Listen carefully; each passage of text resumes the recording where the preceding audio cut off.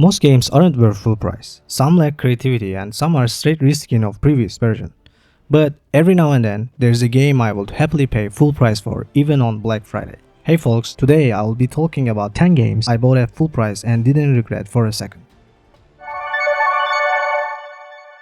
Starting with number 10. I'm gonna throw up. Oh, you're a doll, Cody. You've nothing to throw up. Told you. It Takes Two was a huge success, and in a way, it changed us gamers' perspective on platform and co-op gaming. With an above-average storyline, every level has different creative game mechanics, puzzles, and requires coordinated play. It all starts with May and Cody's daughter's wish, and just like that, you turn into mini toy-looking character and fight against bees, squirrels, and angry toolbox. This is a very creative game, and the environment genuinely makes you stop and interact with it, including number of minigames. Okay, I got this. Give me some space. I need to think.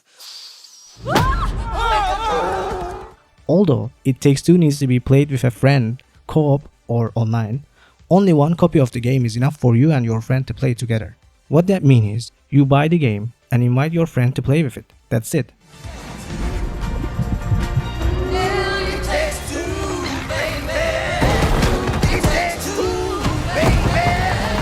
Just me and you. Yeah. What are you doing? You're not feeling it? No. Worth noting that there is no cross-platforming play for this game. Next, Days Gone Remastered.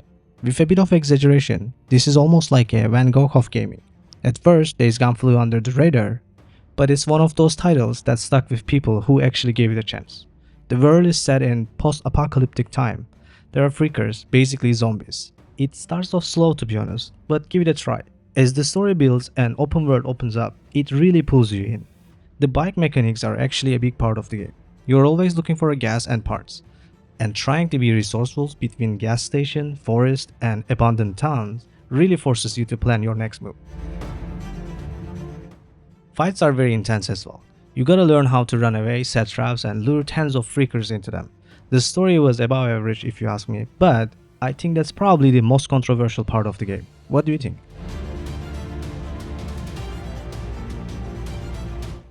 And since this is a remastered version, it runs way smoother on PlayStation 5, 60 frames, better visuals, way faster load time. Next up, Bloodborne. Welcome home, good hunter. This one is really not for casual players. It's one of the best Souls-like games out there, and that usually means you don't know what's going on and everything wants you dead.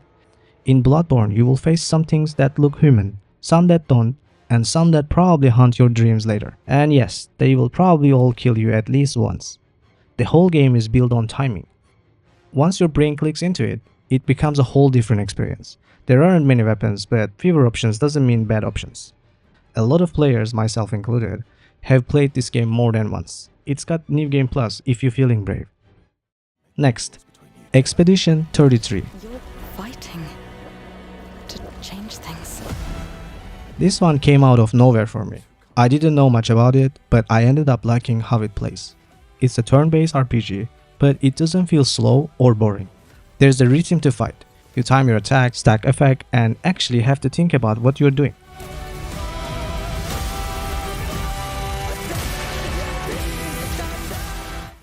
The story is kinda dark but interesting. Visually, it's a really good looking game. Kinda painted world mixed with clean character arts, nothing too flashy, but it feels polished. This won't be for everyone, but if you like slower, more thoughtful games with solid combat, Expedition 33 is a good one to check out.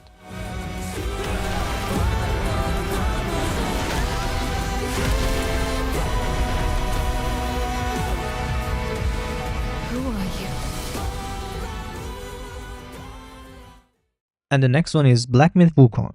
I think Wukong is a milestone for gaming for a few reasons. First, it was made by a relatively small studio, and it proved that smaller teams can make something absolutely captivating. Second, it showed us how much Western media hates seeing that success.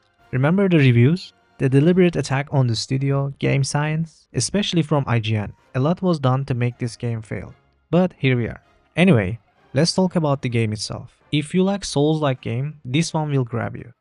At first glance, it feels similar. Everything wants you dead, timing matter, and your weapon choices are limited. But once you look closer, you realize It has its own character. The graphics, easily one of the best in the genre. It's not all dark and miserable, it's actually beautiful.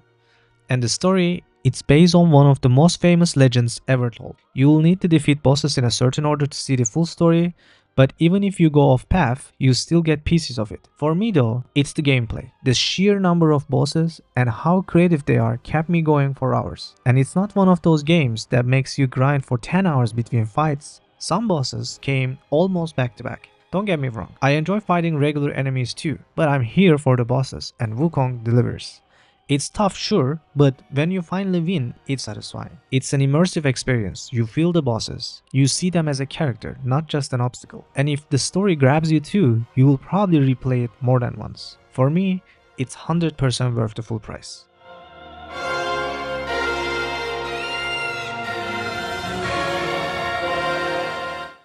Next, Uncharted 4: Thief's End. We were meant for this, Nathan. If you ask me to recommend a game that most people would enjoy, there's a good chance I will say Uncharted 4. It's like playing through a movie. There's fun, anger, tension, and a few other emotions mixed in. Gameplay is smooth, especially on PlayStation 5. The landscape though, that's probably my favorite part. This and Red Dead Redemption 2 are two games I could stare at for hours. The mechanics aren't anything mind-blowing. It's a mix of puzzles, story, and action. And honestly, you don't really need anything fancy here.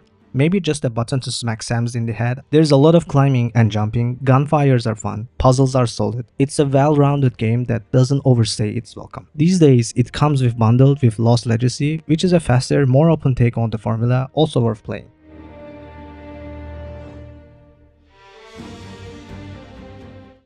Next, God of War Ragnarok. This is one of the games where you can tell they really took their time with it. The combat feels heavy but smooth. The axe is still one of the most satisfying weapons I've ever used in a game. Then later on, you get something else completely changes how you fight. No spoilers, but it's good. There's a lot of talking in this game, and I didn't mind it. The conversation between Kratos, Atreus, and Mimir somehow never got old. Some of the side quests are better than main ones. Like, actually better. And the story hits way harder than I expected. It's not just about fighting gods, it's about parenting, grief, figuring stuff out. I wasn't ready. It's a long game. It keeps giving you something to care about. No filler, no dragging, just sold it the whole way through. I bought it day one, no regrets.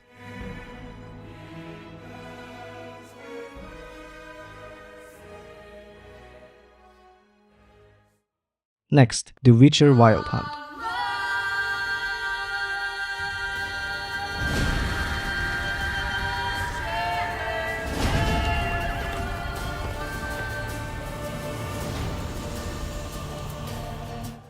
This game has been around for a while, but I still think about it sometimes. I wasn't sure I will stick with it. Combat felt a little weird and the world was just a lot. But once it clicked, it really clicked. You don't play Witcher 3 for tight mechanics. You play it because somehow it makes even smallest quests feels like they matter. I would go off to kill a monster for some random farmer, and by the end, I will be in the middle of the family tragedy I didn't see coming. The world feels lived in. You're not saving the universe, you're helping people with weird specific problems. And Geralt just kind of rolls with it. Grumpy but reliable. Honestly, one of the most grounded characters in any fantasy game. It's not perfect, some parts feel dated now, the movement can be clunky, but none of that really gets into the way. If you've never played it, it's still worth your time, even after all those years.